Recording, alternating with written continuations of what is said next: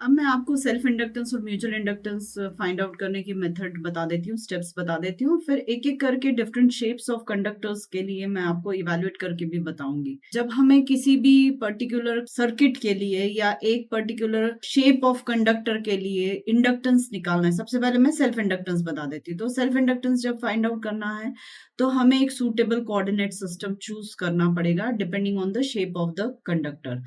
और naturally सिलिंड्रिकली use करते हैं मोस्टली, क्योंकि कंडक्टर भी सिलिंड्रिकल शेप के अकॉर्डिंग हम उसमें जेड एक्सिस के अलोंग उसकी लेंथ ले सकते हैं। बाकी दोनों कोऑर्डिनेट रो और फाई को हम उसके टेंजेंशियल परपेंडिकुलर ऐसे कंसिडर कर सकते हैं।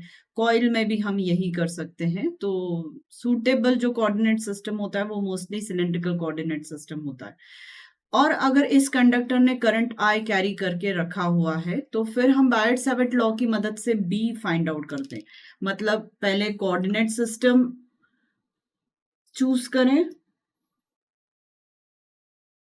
चूज कोऑर्डिनेट सिस्टम, पहला स्टेप हो गया। Second, I current is carried by conductor, हमने ये सपोज कर लिया। नेक्स्ट इसके बाद फाइंड बी बाय बायो-सैविट लॉ।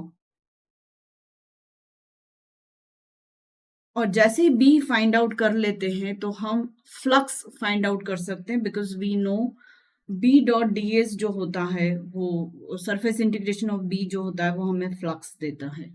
जब हमें फ्लक्स पता चल जाएगा तो और नंबर ऑफ टर्न्स, तो अगर उस पर्टिकुलर कंडक्टर में नंबर ऑफ टर्न्स है तो मैं एल को फाइंड आउट कर सकती हूँ number of turns into phi upon I से, क्योंकि आई भी मालूम है, फाई भी हमें बायट-सैविट लॉ की मदद से बी और बी से फिर फाई पता चल जाएगा। और यही क्या कहलाता है, लैम्डा अपॉन आई, मतलब यही फ्लक्स लिंकेजेस है और करंट।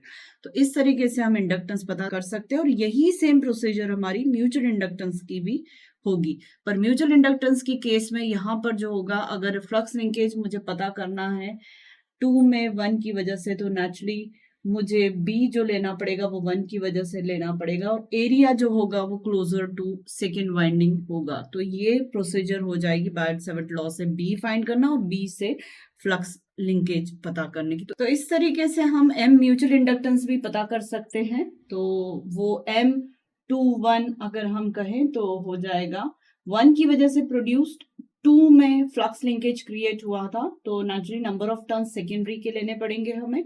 और फ्लक्स जो है वो भी M21 होगा। और करंट कौन सा प्रोड्यूस हुआ है, किस करंट ने इसको प्रोड्यूस किया है, I1 ने। तो 1 की वजह से 2 में जो होगा तो करंट उसका कॉज है। ये वो फ्लक्स लिंकेज है जो 1 से प्रोड्यूस हुआ, 2 में लिंक हुआ, और ये नंबर ऑफ टर्न्स है जिससे लिंक होने वाला है। तो इस तरीके से ये पूरा हम म्यूचुअल इंडक्टेंस फाइंड आउट कर सकते हैं। अब इसके बाद कुछ प्रॉब्लम्स मैं आपको करवा देती हूँ डिफरेंट कंडक्टर्स के लिए, सोलिनॉइड, टोरॉइड, सारी चीजें, तो आपको और क्लियर हो जाएगा कि सेल्फ इंडक्टेंस और म्यूचुअल इंडक्टेंस कैसे फाइंड आउट करते हैं।